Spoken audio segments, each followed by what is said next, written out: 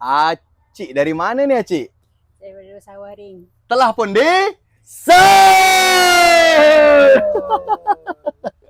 Alhamdulillah. Acik, kita nak bertanya beberapa soalan ni. Sebelum waktu tadi waktu Acik pusing. Kenapa boleh mata dia tertarik kat sini ni? Acik ni suka walaupun simple tapi dia unik. Dia unik. Alhamdulillah. Abang, kenapa? Untuk abang pula, kenapa? Abang okey tak ni? Kalau mak saya kata okey, saya okey je.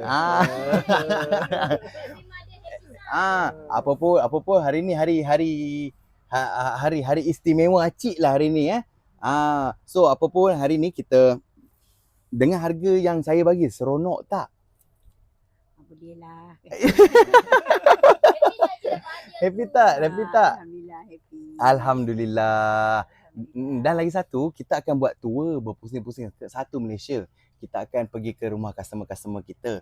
Alright, so waktu dah sampai nanti kita nak bertanya dekat tempat Bukit Gambir Sawari tu, ada kedai makanan sedap-sedap ke? Tahu lah sebab Acik ni tak pandai nak Acik ni tak makan kat itu. Bermaksud Acik bermasak kan? Masak. Kita boleh makan kat rumah Acik.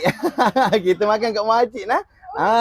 Boleh tak kalau kita sampai rumah boleh tak? Boleh, tapi Acik ni tak ada pandai masak. Tak apa. Kita sampai juga nanti. Kat orang kampung ni boleh lah. Okey, abang okey ke dengan harga saya bagi ni? Alhamdulillah. Dan lagi satu, dengan layanan saya. Okey tak?